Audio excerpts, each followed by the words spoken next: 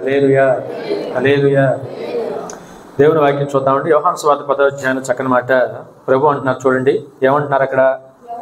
ఎవడును నా ప్రాణమును తీసుకొనడు, నా అంతట నేనే దాన్ని పెట్టుచున్నాను, దాన్ని పెట్టుటకును నాకు అధికారం కలదు, దాన్ని తిరిగి తీసుకొనుటకును నాకు అధికారం కలదు, ఇదంతా కూడా నా తండ్రి వలన ఈ ఆజ్ఞ నేను పొంది తిని అంటున్నాడు యేసయ్య. హల్లెలూయా.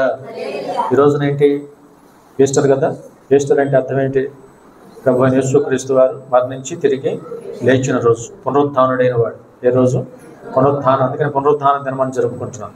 ఇవాళ ఆదివారం ఆరాధన యొక్క పేరు ముఖ్య ఉద్దేశం పునరుత్థాన దినము. ఏదైనా పునరుత్థాన దినం. అందుకనే పునరుత్థానం అంటే తిరిగి లేచుట, లేపబడుట, లేచుట, లేపబడుట. ఈ అర్థాలు మనం సూచిస్తూ ఉండే కనుక ఏమిటి లేచుట లేపబడుట అని మనం చూస్తే, ఇవాళ మన ప్రభువైన యేసుక్రీస్తు వారు మన శుక్రవారం గుడ్ ఫ్రైడే మనం జరుపుకున్నాం. గుడ్ ఫ్రైడే సందర్భంలో ఇవాళ ప్రపంచవ్యాప్తంగా మనం కార్యక్రమాలు జ్ఞాపకం చేసుకున్నాం. ఏమిటి అంటే మానవాళి కొరకు ఈ లోకానికి ఆయన దిగి వచ్చి మానవుల పాపాలు తన మీద వేసుకొని, అవునా, సెలువులో మనందరి కోసం కూడా బలి అయిపోయిన రోజు. సుమారు ఇంచుమించు 3 గంటల సమయంలో ఆయన తన ప్రాణాన్ని విడిచాడు అని బైబిల్ సెలవిస్తూ ఉంది. హల్లెలూయా. అందుకని యెషయా గ్రంథం ఆయన చెప్పిన మాట మరొకసారి మీకు జ్ఞాపకం చేస్తున్నాను అని అన్నారు కదా. లోకము కొరకు మానవుల పాప పరిహారార్థం నా ప్రాణమును నేను ధారపోస్తాను అన్నారు ఆయన. ప్రాణమును ఏం చేశాడు ఆయన? ధారపోసాడు. మనందరి కోసం కూడా తన ప్రాణాన్ని మన శుక్రవారం రోజున ధారపోసారు. మొన్న అంటే ఆనాడు శుక్రవారం సంగతి. హల్లెలూయా. అలాగనే ఆయన ముందుగా చెప్పినట్టుగా, ముందుగా పొద్దున కూడా కొన్ని విషయాలు చెప్పాను కదా, ముందుగానే చెప్పారు ఆయన. జరిగే సంగతులు చెప్పారు, జరుగుతున్న సంగతులు, జరగబోయే సంగతులు చాలాసార్లు ఆయన చెప్పారు. ముందుగా చాలాసార్లు ఆయన చెప్పాడు. ఈ దేహమును దేవాలయమును పడగొట్టండి, 3వ దినమున తిరిగి దీన్ని లేపుతాను అన్నాడు. అవునా కదా. ఆ ప్రకారంగానే ఆ విధంగా తండ్రి అయిన దేవుని చేత మన ప్రభువైన యేసుక్రీస్తు వారు ఈ తెల్లవారుజామున, ఆదివారం తెల్లవారుజామున తిరిగి పునరుత్థానమై లెగిచిన రోజు అంటాడు. హల్లెలూయా. కాబట్టి ఈ సందర్భంలో తప్పక మనం జ్ఞాపకం చేసుకోవాలి. అందుకని ఆయన అన్నారు, నేను మృతుడనైతే కానీ యుగయుగములు కూడా సజీవుణ్ణి అని చెప్పిన మాట ఈ సందర్భంలో మనం తప్పక జ్ఞాపకం చేసుకోవాలి. ఇక్కడ అంటున్నారు యోహాను సువార్త 10వ అధ్యాయం అంటారు, అమ్మా, ఎవడునూ నా ప్రాణము తీసుకొనడు, ఎవడునూ నా ప్రాణము. మరి యేసయ్యను చంపారు అంటున్నాం మనం. ఆ మాట వాస్తవమే. యేసు ప్రభు ప్రాణము విడిచిపెట్టకపోతే ఆయన ప్రాణం పోదు. ఆయన ఇష్టమై, చెప్పండి, ఆయనకి ఇష్టమయ్యి తన ప్రాణాన్ని ఏం చేశాడు? విడిచాడు. ప్రాణమును మానవాళి కొరకు ధారపోసాడు. ఆయన ప్రాణము పోగొట్టుకోవాలని ఆయన అనుకోకపోతే ఆయన ప్రాణం పోద్దా? ఆయన ప్రాణము ఎవడన్నా తీసుకోగలడా? చెప్పాలన్నమాట. తీసుకోగలడా? అసాధ్యం అండి. ఆయన చిత్తము లేకుండా, ఆయన అనుమతి లేకుండా, ఆయన ఒప్పుకోకపోతే ఆయన ప్రాణం ఎవడు తెస్తాడు? నేను మాట అంటాను, ప్రాణం దాకా కాదు, అసలు ఆయన బంధించడం సాధ్యమా? యేసు ప్రభుని బంధించడం సాధ్యమా? అందుకనే గెత్సెమనే తోటలో ప్రభువైన యేసుక్రీస్తు వారు అన్న మాట ఏంటో ఒకసారి జ్ఞాపకం చేసుకుందాం. గబగబా మరి ఇస్కరియోతు యోధ వచ్చి దొంగ ముద్దు పెట్టి మరి ఆ విధంగా రోమా సైన్యానికి యేసు ప్రభుని అప్పగించినప్పుడు వెంటనే పేతురు గారు తొందరపడి సైనికుడు చెవి నరికేశాడు. పేతురు గారు మరి సైనికుడు చెవి నరికేస్తే మరి ఆడు ఏడుస్తా బాధపడుతుంటే కింద పడిన చెవిని తీసి అతికిచ్చాడంటే యేసు ప్రభు. హల్లెలూయా. కింద ఊడి పడిపోయిన చెవిని తీసి అతికిచ్చి పేతురుతో మాట్లాడుతున్నాడు. మధ్యలో ఈ సైనికుడు ఏం చేశాడు? ఆయన మీదనే దుడుకు పేతురు అన్నాడు. ఏ పేతురు? చెప్పండి, ఏ పేతురు? దుడుకు పేతురు. ఎందుకు నీకు అంత దుడుకుతాను అన్నాడు యేసయ్య. అని అన్నాడు, నేను నా తండ్రిని వేడుకుంటే నా కొరకు సర్వ సైన్య సమూహాన్ని ఆయన పంపడా? సర్వ సైన్య సమూహము నా కొరకు ఆయన పంపడా? నేను అడిగితే నా దేవుడు నాకు పంపడా? నా కోసం నేను ఈ లోకము కొరకు అప్పగించబడడానికి, లోకము కొరకు సిలువలో ప్రాణత్యాగం చేయడానికి, లోకము కొరకు లోక మనుషుల పాప పరిహారార్థం నేను మరణముకు అప్పగించడానికి ఇష్టపడి వచ్చాను ఈ రోజునని ప్రభు చెప్పారు. హల్లెలూయా. అందుకని ఇప్పుడు ఆయన చెప్పిన మాట వాస్తవమే కదా. ఆయన తనను తాను అప్పగించుకున్నారని చెప్పారు. అవునా కదా. అందుకని మీరు చూస్తే గత వారం మట్టల ఆదివారం అని పోయిన ఆదివారం జరిపారు. మట్టల ఆదివారం రోజున ప్రత్యేకత ఏంటంటే ఆయన అనేక చోట్ల సువార్త పరిచయం చేసి యెరూషలేములోనికి కావాలని ఆయన తను పట్టుబట్టడానికి అక్కడికి వచ్చాడంటే, లేకపోతే ఆయన చిత్తం లేకపోతే ఆయన పట్టుబడతాడా?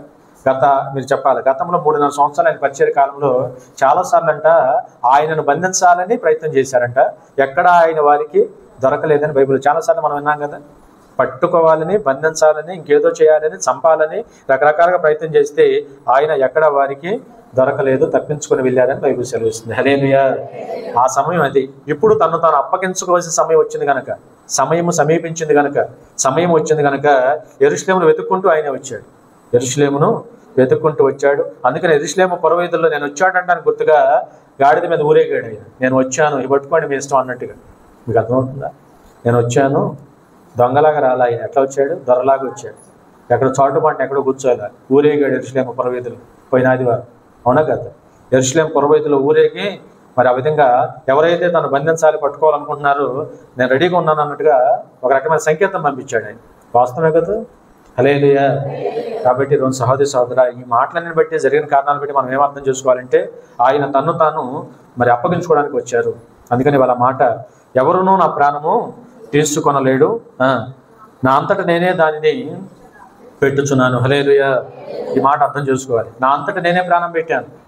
నా అంతటా నేనే, దాన్ని అంటే ప్రాణాన్ని, నా అంతటా నేనే నా ప్రాణాన్ని పెట్టాను. ఇంకొక మాట అన్నారు ఆయన, చక్కని మాట, దాన్ని పెట్టుటకు నాకు, ప్రాణము పెట్టుటకు నాకు అధికారం ఉంది, ప్రాణము తిరిగి తీసుకుంటానికి నాకు అధికారము కలదు. హల్లెలూయా. ప్రాణం చెప్పండి, ప్రాణం పెట్టడానికి అధికారం ఉందంట, తిరిగి ఆ ప్రాణాన్ని తీసుకోవడానికి కూడా అధికారం. మన వల్ల అవుద్దా? అది చేయలేం, ఇది చేయలేం.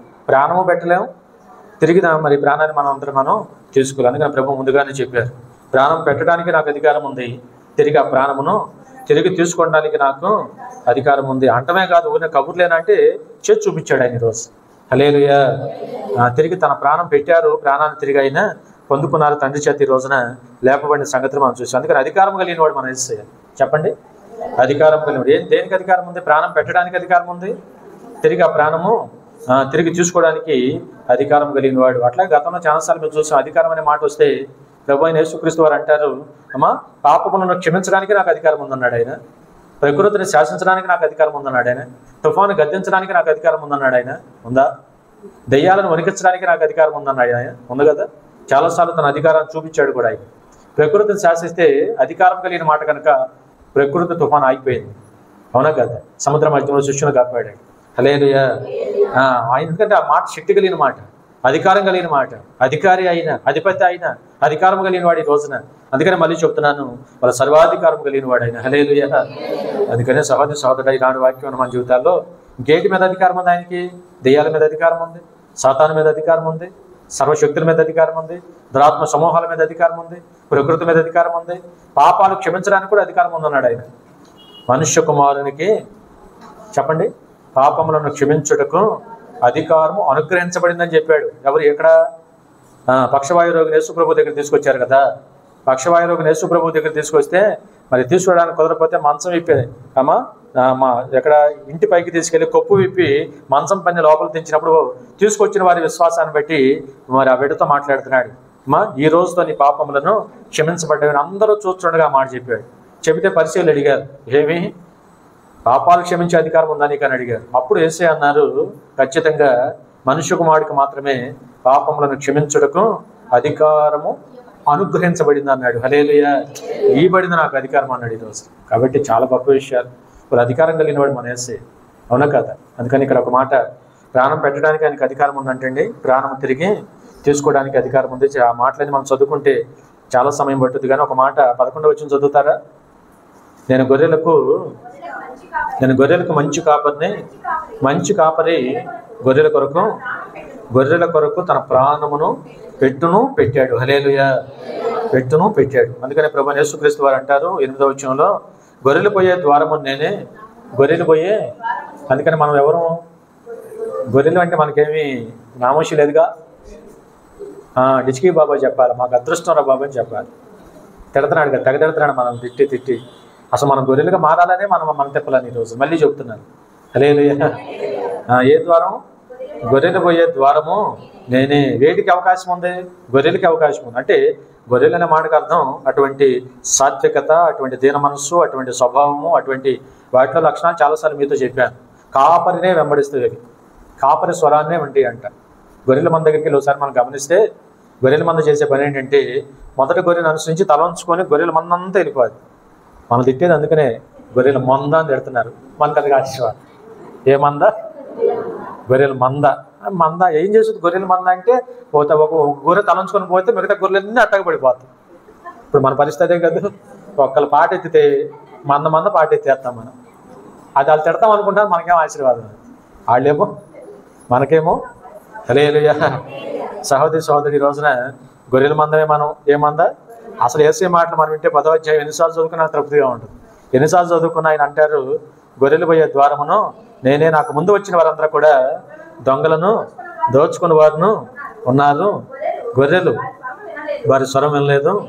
నేనే ద్వారమును, నా ద్వారా ఎవడైనా సరే ప్రవేశించినట్లా వాడు రక్షించబడిన వాడై లోపలికి పోవచ్చు, బయటకు వచ్చుచు మేత మేయుచుంటేను. హల్లెలూయా. రోజు మనం చేసే పని అదేగా, అవునా కదా? యేసు ప్రభుని నమ్మి విశ్వాసం ఉంచి ఇవాళ నా ప్రభు నా కొరకు మరణించాడు, నా ప్రభు నా కొరకు తిరిగి పునరుద్ధానమై తిరిగి లేచాడు. ఇవాళ ఎక్కడ ఉన్నాడు ఆయన? తండ్రి కృపాసనం కూర్చొని నా కొరకు విజ్ఞాపన, నా కొరకు ప్రత్యేకంగా నా ప్రభు విజ్ఞాపన చేస్తున్న మనం నమ్ముచున్నాం కనుక నమ్మిన మనకి రక్షణ ఇచ్చాడు దేవుడు. హల్లెలూయా. రక్షించబడిన వారి పరిస్థితి ఏమిటంటే, నా ద్వారానే తప్ప ఎవడైనా సరే లోపలికి రావాలంటే నా ద్వారానే ప్రవేశించగలిగినాడు. వాడు ప్రవేశించిన ఎడల రక్షించబడతాడు, లోపలికి వస్తాడు, బయటికి పోతాడు, మేత మేస్తాడు. ఈ 3 పనులు జరుగుతున్నాయి. లోపలికి వస్తున్నాం, మేత మేస్తున్నాం, బయటికి వెళ్తున్నాం. 3 పనులు అవునా లేదా? ఇప్పుడు లోపలికి వచ్చామా? ప్రస్తుతం ఏం చేస్తున్నాం? మేత అంటే ఏ మేత? మీ ముందు ఏమైనా మేత ఉందా? ఇదే మేత, వాక్యమే మేత. హల్లెలూయా. మేత అంటే కింద చూసుకున్నారు కాబట్టి పచ్చిగా ఏం లేదు. మనకి ఇదే వాక్యమే మేత కదా. పరలోకం నుంచి వచ్చిన జీవాహారం నేనే అన్నాడు కనుక వాక్యమే మనకి పెద్ద మేత. హల్లెలూయా. మన ఆత్మక ఆహారం వాక్యమే కదా, అవునా కదా? కాబట్టి 100కి 100 పాళ్ళు. ఇప్పుడు మనం చేసే పని ఒకటి, లోపలికి వచ్చాం, ప్రస్తుతం మేత మేస్తున్నాం, మేత అయిపోయినాక బయటకు వెళ్ళిపోతాం. పెట్టినాక వెళ్ళిపోతారా? ఎక్కువ పెడితే కూడా తినలేరు మీరు. నాకు బాగా ప్రసంగం వాళ్ళు నడిచి ఒక 10 ఇంటి దాకా చెప్పాను అనుకో, ఎక్కువ మేత తినలేరు మీరు. అందుకే మీరు ఎంత తింటారు నాకు తెలుసు కాబట్టి అంతవరకే పెడతాను నేను. హల్లెలూయా. కాబట్టి సహోదరి సహోదరుడా, ఈ 3 పనులు నిజంగా ఎంత గొప్ప వాక్యం చూడండి, ఎంత గొప్పగా ఉందో. ఈ 3 పనులేక క్రైస్తవ సమాజంలో జరుగుతున్నాయి. లోపలికి వస్తున్నాం, మేత మేస్తున్నాం, బయటికి వెళ్తున్నాం. హల్లెలూయా.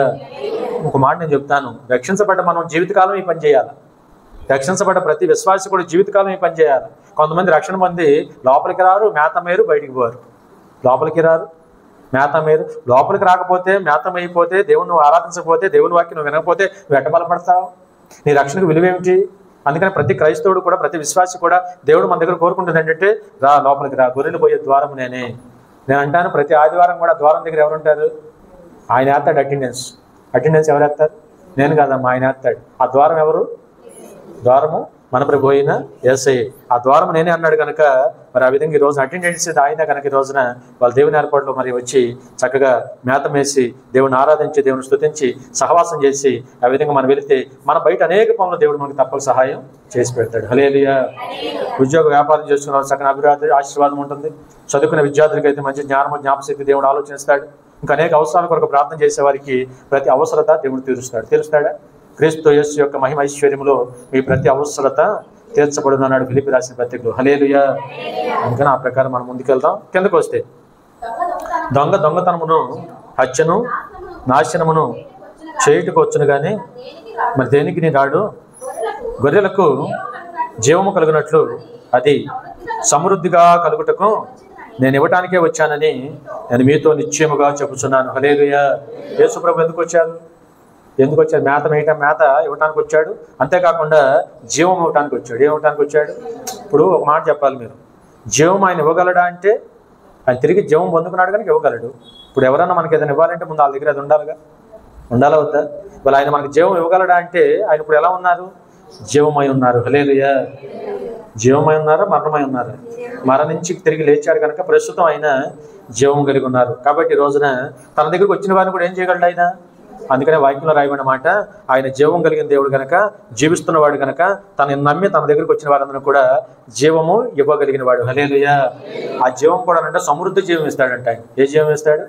ఆ మాటలు ఆధారం చేసుకొని ఇవాళ పునరుద్ధాన దినమున మన ప్రభుని యేసుక్రీస్తు వారు మన కొరకే తిరిగి లేచాడని నమ్మి ఆ ప్రభుని మనం ఆరాధిస్తూ, ఒక మాట, యేసు ప్రభు తిరిగి లేచాడంటానికి అనేక మంది సాక్షులు పొద్దుని చెప్పాను. అవునా? మగ్దలేని మరియ, స్త్రీ లేని వారు, తర్వాత అమ్మాయి గ్రామానికి వెళ్తే నిద్ర మధ్య ఆయన ఉన్నారు. తర్వాత శిష్యుల వద్దకు వెళ్తే శిష్యులతో ముఖాముఖిగా ద్వారం లోపలికి వెళ్ళిపోయి వారితో మాట్లాడి వారిని బలపరిచాడు. ఆ సమయంలో తోమా లేకపోతే తోమా కోసం మళ్ళీ ఒకసారి వచ్చాడా? వచ్చి తోమాతో, నువ్వు అంటున్న మాట నాకు అర్థమైంది, నువ్వు అవిశ్వాసి కారకుండానట్లు నేను పునరుద్ధానమే తిరిగి లేచాడు అన్న గుర్తుగా నా గాయాల్లో వేలు పెట్టి చూసుకోమని కూడా అవకాశం ఇచ్చాడు. ఆయన ఉన్నాయా గాయాలు ఆయనకి? పచ్చి గాయాలు ఉన్నాయి కదా, ఇవాళ నా గాయాల్లో వేలు పెట్టి ఆయన చూసుకోమని ఒక మాట అన్నారు. అవిశ్వాసివి కాకుండానట్లు నాకు కాస్త నొప్పి అనిపించినా బాధ అనిపించినా పర్వాలేదు, నా గాయాల్లో వేలు పెట్టి చూసుకోమని తోమాను ఆహ్వానించిన గొప్ప దేవుడు. హల్లెలూయా. ఇవాళ అందుకనే ఆ తర్వాత పునరుద్ధానం బట్టి నమ్మాడా లేదా? తోమా కూడా నమ్మాడు, ఏడ్చాడు, బాధపడ్డాడు. అయ్యా ఎంత దౌర్భాగ్యం ఆయన, నువ్వు చెప్పిన మాటలన్నీ కూడా ముందుగానే చెప్పావు. ఈ ప్రకారంగా మనుషుల చేతికి, పాపిష్టుల చేతికి మనిషి కుమారుడు అప్పగించబడి సిలువ వేయబడి, అవునా కదా, అప్పగించబడి సిలువ వేయబడి మూడో దినమున తండ్రి చేత లేవపడతాడని నువ్వు చెప్పినా మాకు జ్ఞాపకం రాలేదు, క్షమించమని తోమా తర్వాత చాలా బాధపడ్డాడు. అందుకని యేసు ప్రభువు ఆ సమయంలో అన్నారు, చూసి నమ్మిన వారి కంటే చూడక నమ్మిన వారు ధన్యులు అన్నాడు యేసయ్య. హల్లెలూయా. కాబట్టి అట్లా ఎన్నో సాక్ష్యాలు ఈ రోజున అనేక మందికి ఆయన కనపడ్డారు.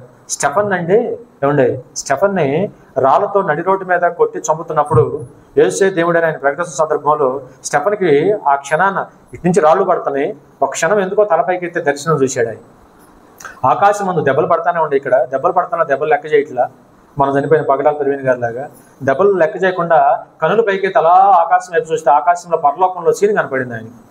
ఏ సీను? పరలోకంలో దర్శనం దేవుడు స్పష్టంగా చూపిస్తున్నాడు. పరలోకం చూశాడు, పరలోకంలో తండ్రి సింహాసనం చూశాడు, వెలుగుతో మహిమతో నింపడి తండ్రి కనపడుతున్నాడు. తండ్రి కుడిపార్శ్వమున ఉన్న ప్రభువు యేసుక్రీస్తు వారు ఆ విధంగా రాళ్ళ దెబ్బలకు తగులుతుంటే లేచి నునుచుండట కన్నులారా స్టెఫను చూసి ఎంతగానో ప్రభుని మహింపరిచాడు. హల్లెలూయా. అయ్యా ఇక్కడ నేను నీ కొరకు రాళ్ళ దెబ్బలు తింటుంటే నా కొరకు అక్కడ గౌరవంగా లేచి నుంచున్నావా అన్నట్టుగా అనమాట. దర్శనం వాస్తవేగా మీరు నమ్ముతున్నారా? మరి యేసు ప్రభు పునరుద్ధానం తిరిగి లేచాడని మీరు నమ్ముతున్నారా? మరి మన నమ్మకమే అది కదా, మన బేసే అది కదా. ఈ రోజున వాళ్ళ ఆ విధంగా పునరుద్ధానం అవడమే కాదు, పునరుద్ధానమే తిరిగి లేచిన ఆయన అనేక మార్లు అనేక సందర్భాలు అనేక మంది కనపడి ఎన్ని రోజులు ఉన్నాడు పునరుద్ధానమైన తర్వాత? నిండా 40 రోజులు ఈ లోకంలో ఉన్నాడు కదా. 40 రోజులు ఈ లోకంలో ఉండి అనేక మార్లు శిష్యులు కనపడి శిష్యులను బలపరిచి భద్రపరిచి వారిని పరిపూర్ణంగా మార్చి లోతైన అనుభవాలు వారికి తెలియపరిచి దాదాపుగానంట 40 రోజులు పూర్తయిన తర్వాత 500 పైచులకు మంది చూచుచుండగా అని వాక్యంలో 500 పైచులకు మంది కనులారా, ఎట్లా కనులారా రెప్పేయకుండా చూస్తున్నారండి. కనులారా కర్ణామడి సినిమా చూశారు కదా. కర్ణామడి సినిమాలో చాలా బాగా వచ్చింది ఆ సినిమా. కర్ణామడి సినిమాలో అందరూ చూస్తుండగా విజయచంద్రు కదా, కర్ణామయుడు యేసు ప్రభు వేషం వేసిన ఆయన అలా వెళ్ళిపోతాడు సినిమా ట్రిక్లు. చూశారు కదా? చూశారా? చూడలేదా? తలకాయలు గట్టి గోపురం ఏంటి? చూసామా? చూడలేదు. కర్ణామయుడు అసలు మీ సినిమాలో చూడండి పాస్టర్ గారు, అస్సలు టీవీ మొక్కమే చూడండి. టీవీ ఒకటి ఉంటుందా? అట్లా చూస్తారేంటి? హల్లెలూయా. కర్ణామయుడు సినిమాలో చివరి సీన్ అదే కదా, అందరూ చూస్తుండగా ఆయన ఆరోహణం ఎలా వెళ్ళిపోతూ ఉంటాడు. హల్లెలూయా. అట్లా వాస్తవంగా జరిగింది అదే. అందరూ చూచుచుండగా ఆ ప్రకారంగా ఆయన ఆకాశము మేఘారుడు వెళ్ళిపోయాడు అంటాడు. రేపు ఎట్లా వస్తాడు మళ్ళీ? సేమ్ అలాగే ఏ విధముగా వెళ్ళాడో ఇదిగో నోరెళ్ళ పెట్టి అందరూ ఆయన పునరుద్ధానం తిరిగి లేచి 40 రోజులు పూర్తయిన తర్వాత అందరూ చూచుండగా వెళ్ళిపోతున్న పరిస్థితుల్లో ఇలాగే చూస్తున్నారు అందరూ. అలా అలా అలా వెళ్ళిపోయి ఆ మేఘాల్లోకి వెళ్ళక కలిసిపోయాడు ఆయన. మేఘాల్లోకి ఎవరైనా లిఫ్ట్ పెట్టారనుకుంటాను, ఇట్లాంటి లిఫ్ట్ ఏం పెట్టలేదమ్మా, మామూలుగా దేవుడి పిలిపితే వెళ్ళిపోయాడు. హల్లెలూయా. మనం అలా వెళ్ళాలంటే మనం వెళ్తామా? వెళ్ళారట్ట ఏమన్నా ఇలా మెట్ల మీదకి వెళ్ళండి, అలా ఇంకా వెళ్ళమాకండి. అప్పుడే అలా రావడం అలా వెళ్ళాం, అదంతా దేవుని కృప కాబట్టి, తండ్రి చిత్తము కాబట్టి ప్రభువు యేసుక్రీస్తు వారు ఆరోహణమై అలా వెళ్ళిపోయాడు. హల్లెలూయా. ఏమండి, కన్నులారా శిష్యులను అపోస్తల కార్యంలో ఉంటుంది ఈ మాటలని 1వ అధ్యాయం. కన్నులారా అందరూ చూస్తుండగా ఇంకా అలాగే చూస్తున్నప్పుడు దూతలు వచ్చి అన్నారు కదా, ఇంకా ఏం చూస్తారులే అన్నారు. ఇంకా ఏం చూస్తారో, ఆయన వెళ్ళిపోవటం అయిపోయింది. ఆయన మీతో చెప్పిన మాటల ఒకసారి జ్ఞాపకం చేసుకొని ఈ లోకంలో మీరు ఆయనకు సాక్షులుగా ఉండండి. హల్లెలూయా. ఈ లోకంలో మీరు ఏం చేయాలా? ఆయనకు సాక్షులుగా ఉండాలి. కాబట్టి ఇప్పుడు ఏం చెప్తున్నానంటే, మరి మరణించిన మాట వాస్తవం, సమాధి చేయబడిన మాట వాస్తవం, పునరుద్ధానమే తిరిగి లేచిన మాట వాస్తవం, 40 రోజులు ఈ లోకంలో ఉన్న మాట వాస్తవం, అలాగే అందరూ చూస్తుండగా 500 మంది పై చూస్తుండగా ఆరోహణమై వెళ్ళిపోయిన మాట వాస్తవం. తర్వాత స్టెఫను భక్తులు, ఇదంతా అపోస్తల కార్యంలో స్టెఫన్ లాంటి భక్తులు చెప్పిన మాట, తండ్రి కుడిపార్శ్వం మంది ఆయన కూర్చొని ఉండుట, నేను రాళ్ళ దెబ్బలు తింటుంటే నా కోసం లేచి ఉండుట నేను కన్నులారా చూచాను అన్నాడు. హల్లెలూయా. అంటే దీన్ని బట్టి అక్షర సత్యం వాక్యం. ఒక స్టెఫనే కాదండి, పౌలు గారు కూడా సందర్భంలో సాక్ష్యం చెప్పాడు. ఏమని చెప్పారు అంటే, నాకు పరలోక దర్శనం ఒక రోజు నేను కలిగింది, ఖచ్చితంగా తండ్రి అయిన దేవుడిని నేను చూశాను. తండ్రి అయిన దేవునితో పాటు ప్రభువు యేసుక్రీస్తు వారు కూడా తండ్రి కుడిపార్శ్వంలో కూర్చొని, కుడిపార్శ్వం అంటే ఇదే కదా, కుడి చెయ్యి, ఏ చెయ్యి కుడిపార్శ్వమందు, రైట్ హ్యాండ్ అనమాట, కుడిపార్శ్వమందు కూర్చొని ఉండుట నేను కనులారా చూచానని పౌలు గారు కూడా సందర్భంలో సాక్ష్యం చెప్తాడు. హల్లెలూయా. అందుకని దీన్ని బట్టి మనం ఈ రోజున స్టిల్ ఈ పూట ఈ క్షణాన మన ప్రభువు యేసుక్రీస్తు వారు ఎక్కడ ఉన్నారయ్యా అంటే, తండ్రి కుడిపార్శ్వమున కూర్చొని ఊరినే కూర్చొని ఏం చేస్తున్నాడంటే నిరంతరం మన కోసం విజ్ఞాపన చేస్తున్నాడు. హల్లెలూయా. మన కోసం ఏం చేస్తున్నాడు ఆయన? విజ్ఞాపన. అందుకని ఇవాళ మనం కాపాడబడి అనేక పరిస్థితుల్లో ఇవాళ క్షేమంగా భద్రంగా మనం ముందుకు సాగలుగుతున్నామంటే మన కొరకు విజ్ఞాపన చేస్తున్నాడు ఆయన. కంటికి రెప్పలాగా మన కాపాడుతున్నాడు. నిరంతరం కూడా మన కొరకు మొరపెడుతున్న గొప్పవాడు. హల్లెలూయా. ఇశ్రాయేలు దేవుడు కొనుకడు. మనకు నిద్ర కావాలి, ఆయనకి నిద్ర అవసరం. మనకు నిద్ర కావాలా వద్దా? ఖచ్చితంగా మనకు విశ్రాంతి కావాలి, మనకు నిద్ర కావాలి. మనకి విశ్రాంతి ఉంటేనే మనం మనుషులు, లేకపోతే మనం చాలా. కానీ ఇవాళ మన దేవుడైన వాడు, మన ప్రభు ఇశ్రాయేలు దేవుడు కొనుక నిద్ర ఒక నిత్యము మన కొరకు విజ్ఞాపన చేస్తున్నాడు. ఈరోజు అటువంటి గొప్ప ప్రభువును మనం కలిగి ఉన్నాం. ఈ పునరుత్థాన దినమున ఈ సంగతులన్నీ మనం తప్పక జ్ఞాపకం చేసుకోవాలి. హల్లెలూయా. కాబట్టి ఆ ప్రకారం మరికొన్ని విషయాలు చూద్దాం. యోహాను సువార్త 11వ అధ్యాయం 25వ వచనం కూడా మాట చూద్దామా? యోహాను సువార్త పునరుత్థానమును జీవమును నేనే, పునరుత్థానమును జీవమును రెండు నేనే అంటాడు. ఈ మాట లోకానికి ఎప్పుడు అర్థమవుతుందో నాకు అదే బాధ. యేసుప్రభు అంటున్న మాట పునరుత్థానమును, పునరుత్థానం అంటే తిరిగి లేచేది నేనే, జీవంతో రేపొద్దు నిలబడేది నేనే. ఎప్పుడు చెప్పాడు ఈ మాట? ఇంకా ఆయన మరణించక ముందే చెప్పాడు. మరణించక, అవునా కాదు? లాజరు చనిపోయినప్పుడు మార్తమ్మ తమ్ముడు లాజరు చనిపోయినప్పుడు 4 దినాల తర్వాత ఆయన సమాధి చేపిన తర్వాత వచ్చాడు కదా. మార్తమ్మ గారు ఎదురుబడి, అయ్యా ఇప్పుడు వచ్చేవేంటి, ఇప్పటికే అంతా జరగాల్సిందని జరిగిపోయింది, దయచేసి నువ్వు వెళ్ళిపోమని యేసుప్రభుని బ్రతిమలాడుకున్న పరిస్థితుల్లో ప్రభు మార్తతో ఈ మాట చెబుతా ఉన్నాడు. చూడండి 21వ వచనం చదవండి. మార్త యేసుతో ప్రభువా, నీవెక్కడ ఉండిన యెడల నా సహోదరుడు చావకుండును, ఇప్పుడైనను దేవుణ్ణి ఏమడిగినను దేవుడు నీకు అనుగ్రహించునని ఎరుగుతున్నా నేను. యేసు నీ సహోదరుడు మరలా లేచునని ఆమెతో చెప్పగా మార్త ఆయనతో అంటుంది, అవును ప్రభా, నేను నమ్ముచున్నాను, అంచెదినమందు పునరుత్థానమందు నా తమ్ముడు లెగుస్తాడని నేను ఎరుగుదును అంటుంది ఆవిడ. హల్లెలూయా. నువ్వు ఉంటే ఇలా జరిగేది కాదు, ఒకటి. తర్వాత నువ్వు అడిగితే తిరిగి నా తమ్ముడు దేవుడు బతికెత్తాడు, 2. హల్లెలూయా. ఇందా చూశారు, చక్కని మాట చెప్పింది మార్తమ్మ గారు. నీవు ఇక్కడ ఉండిన యెడల నా సహోదరుడు చావుకుండును, ఇప్పుడైనను నీవు దేవునిని ఏమడిగినను దేవుడు అది నీకు అనుగ్రహించునని నేను ఎరుగుదును. మంచి మాటలు. హల్లెలూయా. సహోదరుడు ఇవాళ దేవుడిని అంత బాగా మనం నమ్మాలి. ఈరోజు ఎందుకు వచ్చి నాకు అంటుంది, నీ సహోదరుడు మరలా లేచునని మాతతో ప్రభు చెప్తున్నారు. నువ్వేం భయపడొద్దమ్మా, నేను ఇప్పుడు లేకపోయాడు, ఉంటే బతికేవాడు, లేకపోతే చనిపోయాడని నువ్వు చాలా బాధపడుతున్నావు. నువ్వు నమ్ముచున్నా బాగానే ఉంది, ఖచ్చితంగా నీ తమ్ముడు మరలా లేచునని మాతతో యేసు ప్రభు చెప్పగా మార్త ఏమంటుందంటే, అవునవును లెగుస్తాడులే కానీ ఎప్పుడు లెగుస్తాడంటే అంచెదినమందు, ఏదేనో అంచెదినమందు తీర్పు జరిగి అంచెదినం వాక్యం తెలుసు కదా మార్తకు కాస్త బాగానే. కాబట్టి అంచెదినమందు ఖచ్చితంగా లెగుస్తాడులే, అప్పుడు నేను నమ్ముచున్నానని నాకు ఆ విషయం అర్థమవుతుందని చెప్పినప్పుడు అప్పుడు యేసు ప్రభు అంటున్నాడు, పునరుత్థానమును జీవమును నేనే, నా యందు విశ్వాసముంచువాడు చనిపోయినను బ్రతుకును, బ్రతికి నా యందు విశ్వాసముంచు ప్రతివాడును ఎన్నటికీ చనిపోడు. ఈ మాట నమ్ముచున్నావా అని ఆమెను అడిగిన. హల్లెలూయా. ఈ మాట అర్థం ఇప్పటికీ క్రైస్తవులు చాలా మందికి అర్థం కావట్లేదు.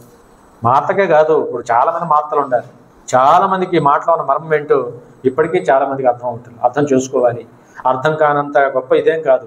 ప్రభు మాటలు అర్థమయ్యే భాషలో అర్థమయ్యే విధంగా తేలిగ్గా ఉంటాయి ఈ రోజున. హల్లెలూయా. కాబట్టి ఖచ్చితంగా యేసు ప్రభు అంటున్నారు, నా యందు విశ్వాసం ఉంచువాడు చనిపోయినను బ్రతుకుతాడు. మొదటి పాయింట్ చూద్దాం. నా యందు విశ్వాసం ఉంచితే చనిపోయినా కూడా బ్రతుకుతాడు. నేను అంటాను, అది ఇహలోకంలో జరగవచ్చు, రేపొద్దున పరలోకంలో కూడా ఆత్మానుసారంగా తప్పక జరుగుతుంది. విశ్వాసం ఉంచుతాం. ఈ రోజున ప్రభు యేసుక్రీస్తు వారి యందు విశ్వాసం ఉంచి ఒక రోజున శరీరానుసారంగా మనం చనిపోతున్నాం. మనం తిరిగి లెగుస్తామా లేకమ్మా? చెప్పాలి, లెగుస్తామా లేకమ్మా? ఎవరిని బట్టి? మన ప్రభు అయిన యేసుక్రీస్తు వారిని బట్టి. హల్లెలూయా. ఎందుకంటే రేపొద్దున ఆయన కార్యక్రమం జరగబోతుంది. నేనే పునరుత్థానం అన్నాడు ఆయన. తిరిగి లెగొచ్చుట అనేది నేనే ప్రారంభిస్తాను, నా మాదిరిగానే ఆ వరుసలోనే అన్నాడు యేసు. నా మాదిరిగానే ఆ వరుసలోనే మీరు కూడా తిరిగి లేతురు. హల్లెలూయా.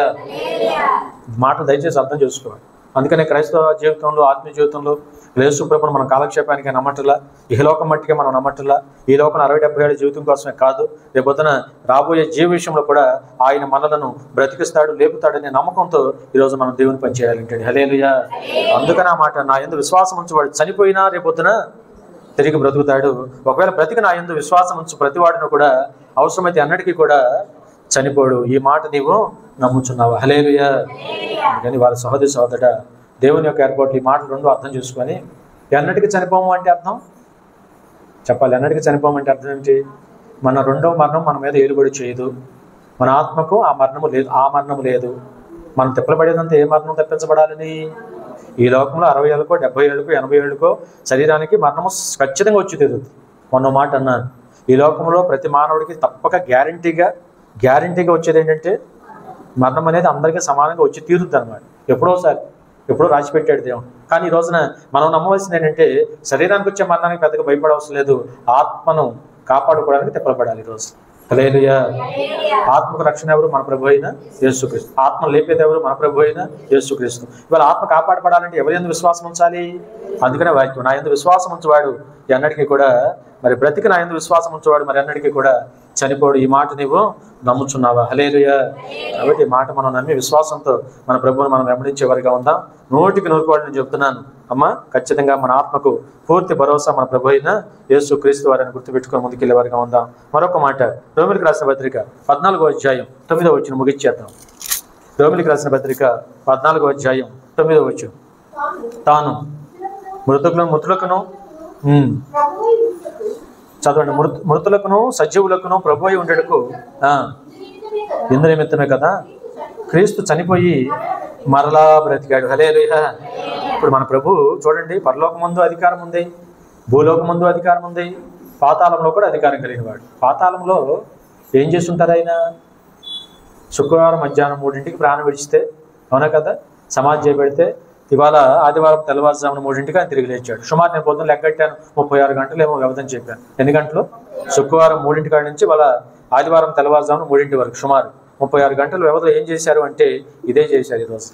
సమస్తాన్ని గెలిచి తిరిగి లేచాడు ఈరోజు. హల్లెలూయా. పొద్దున చెప్పాను, మరణపు ముళ్ళను విరగొట్టాడు ఆయన. మరణమా నీ విజయం ఎక్కడని ప్రశ్నించాడు ఈరోజు. మరణానికి భయపడొద్దని చెప్పాడు ఈరోజు. మరణ భయం మనలో తొలగించాడు ఈరోజు. మరణ భయం మనలో తొలగించాడు. అందుకని వాళ్ళ ప్రభు అంటున్నాడు, తిరిగి సజీవుడిగా ఆయన లెగుచుట ద్వారా మృతులకును సజీవులకును ఆయన ప్రభు అయిపోయాడు. హల్లెలూయా. మృతులకును సజీవులకు కూడా ఆయన ప్రభు అయిపోయాడు. చనిపోయి నిద్రించిన వారు కూడా ప్రభు ఎవరు? మన ప్రభు అయిన యేసుక్రీస్తు. అందుకని ఈ రోజున అధికారం పొందాడు ఈరోజు. అందుకని అక్కడ వాక్యంలో ఉంది కదా, తాను మృతులకును సజీవులకును ప్రభు అయి ఉండుటకు ఇందు నిమిత్తమే కదా క్రీస్తు చనిపోయి మరలా బ్రతికెను. హల్లెలూయా. ఒక దైవసేవకుడు అంటూ అన్నారు, యేసు ప్రభు వచ్చింది మన 2000 సంవత్సరాల క్రితం కదా, దావీదు, భక్తులు, మోషే, పాత్రమందరం భక్తులు చాలా మంది ఉన్నారు కదా, మరి వారందరికీ దేవుడిగా మారాలి అంటే ఈయన చనిపోవాలి. వారందరికీ మృతులకు కూడా దేవుడు అవ్వాలి అంటే ఈయన మృతి పొందాలి. అందుకే కదా అంటున్నాడు వాక్యం. మళ్ళీ చూడండి, అందుకే కదా, ఇందు నిమిత్తమే కదా మృతులకును సజీవులకును ప్రభు అయి ఉండుటకే కదా, ఇందు నిమిత్తమే కదా క్రీస్తు చనిపోయి మరలా బ్రతికాడు. ఆ మొదటి వారందరికీ ఇప్పుడు మరణించి తిరిగి లేచడం ద్వారా దావీదుకి, మోషేకి, అబ్రహాంకి అందరికీ దేవుడు అయిపోయాడు. మృతులకు కూడా. ఇప్పుడు ఒక మాట మీరు చెప్పండి, దావీదు గారు ఎక్కడ ఉన్నాడు? మృతుల్లోనే, పాతాళంలో ఉన్నారు. వాళ్ళ భక్తులందరూ అక్కడే ఉన్నారు, ఏమనుమానం లేదు. వారందరికీ మరణించి తిరిగి లేచడం ద్వారా, మృతుని గెలిచి తిరిగి లేచడం ద్వారా వారందరికీ దారి చూపించాడు ఈరోజు. హల్లెలూయా. అందుకనే చూడండి, మొదటి ఆదాము వలన ఏ విధముగా లోకమంతటి మీద పాపం వచ్చిందో, కడపడ ఆదామైన మన ప్రభు యేసుక్రీస్తు ద్వారా ఈ రోజున తిరిగి బ్రతికే అవకాశం చూపించాడు. ఆయనేమో లోకానికి మరణం పరిచయం చేస్తే పాపం ద్వారా, ఈయనేమో మళ్ళీ మరణం నుండి పునరుద్ధానానికి దారి చూపించాడు. హల్లెలూయా. అందుకని అన్నారు వాక్యంలో, ఈ వరుసలోనే మళ్ళీ తిరిగి వరుస మారింది.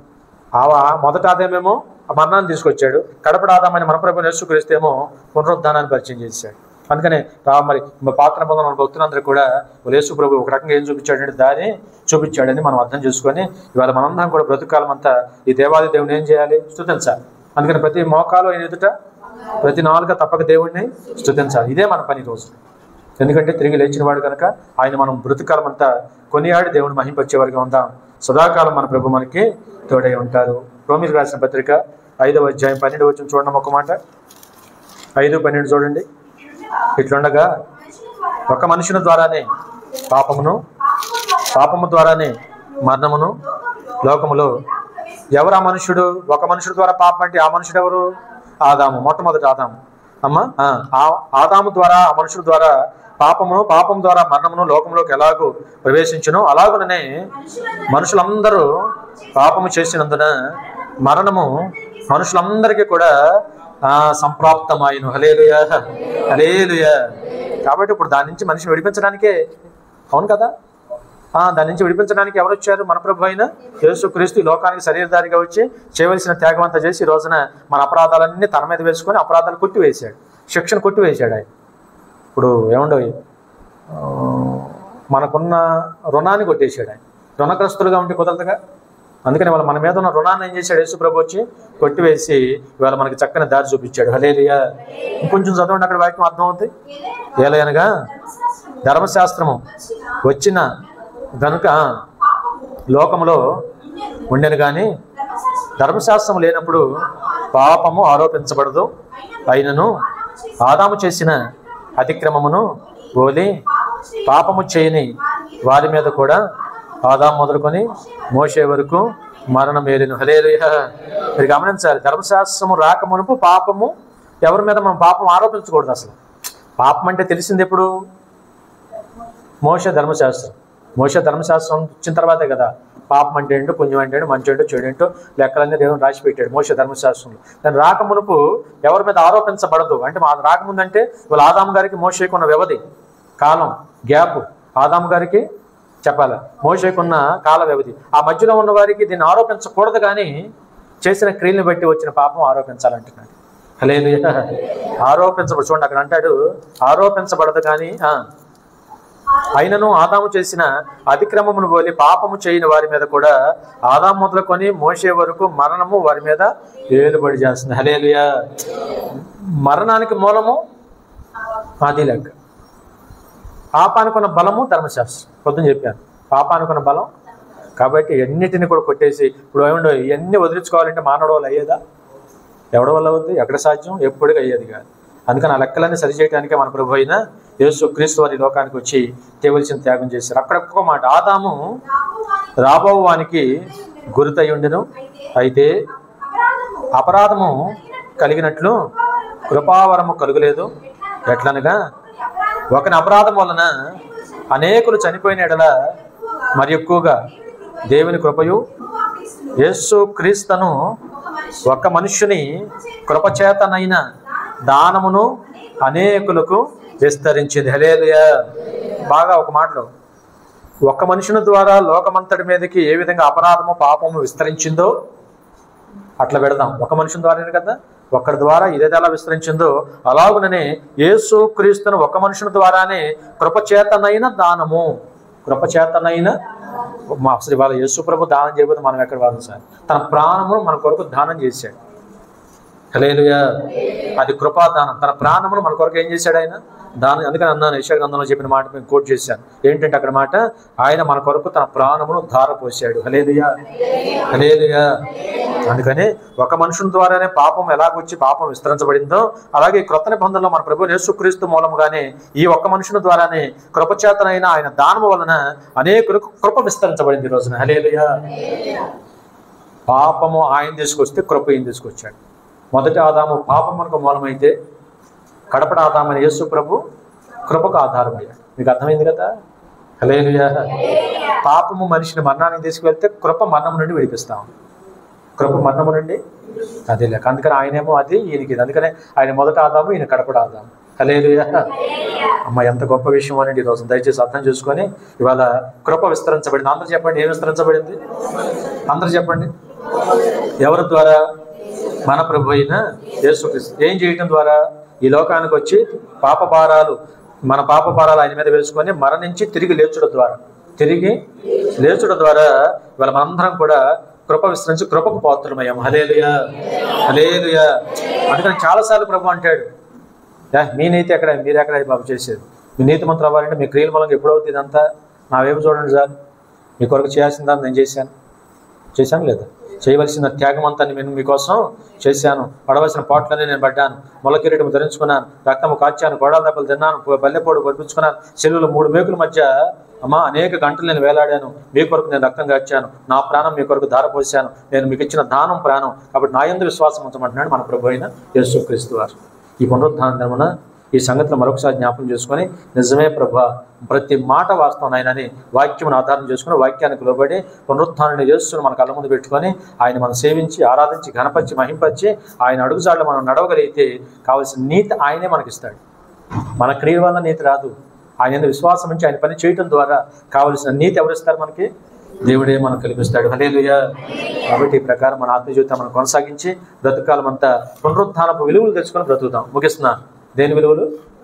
పునరుత్థాన విలువలు మనం తెలుసుకొని, పునరుత్థాన బలం మనం తెలుసుకొని, పునరుత్థాన శక్తిని మనం అందుకొని ఆయన కొరకు మనం తిరిగి బలంగా పనిచేద్దాం. సదాకాలం మన ప్రభు మనకి ఈ లోకంలో ఎంత గొప్పవారైనా సరే అండి, 70-80 ఏళ్ళు ఎవడైనా సరే, కానీ ఈరోజు మన నమ్మకం, మన బలము, మన నిరీక్షణ, మన ఆధారం ఏంటంటే తిరిగి నా ప్రభు నన్ను అనాథగా విడిచిపెట్టడు. నా ప్రభు నన్ను తిరిగి లేపుతాడు. నా ఆత్మను తిరిగి తప్పనిసరిగా ఆయన తిరిగి లేపుతాడు. తిరిగి నా ఆత్మ కావాల్సిన జీవాన్ని ఆయన నాకు ఇస్తాడు అని మనం నమ్మి మన ఆత్మ జీవితాన్ని మనం కొనసాగిద్దాం. ఎగ్జాంపుల్ ఎవరంటే ఆయన బెస్ట్ ఎగ్జాంపుల్. ఆయన ఏ విధంగా లేచారో మనలో కూడా అలాగే అన్నారు యేసయ్య. హల్లెలూయా. ఏ ఎగ్జాంపుల్ కావాలంటే నేనే మీకు ఎగ్జాంపుల్ అన్నాడు. ఇంకెంతకన్నా కావాలి? ఆయన మాటే మనకు ఆధారం. ఆ ప్రకారం ఆధారపడి బ్రతుకాలం అయితే ఆయన సేవిద్దాం, ఆరాధిద్దాం, మహింపొద్దాం, ఆయన అడుగుజాడలో నడుద్దాం, ఆయన కొరకు ప్రయాసపడతాం. ప్రభు కొరకు ప్రయాసపడ్డ ప్రయాస ఎప్పటికీ వ్యర్థం కాదని ఆసక్తిగా దేవుని పని చేద్దాం. సదాకాలం మన ప్రభు మనకి తోడై నడిపించును గాక. హల్లెలూయా. ప్రార్థన చేసుకుందాం. పరిశుద్ధ ప్రేమికులు మా ప్రభు, మీకే వందనాలు. సర్వశక్తిమంతుడా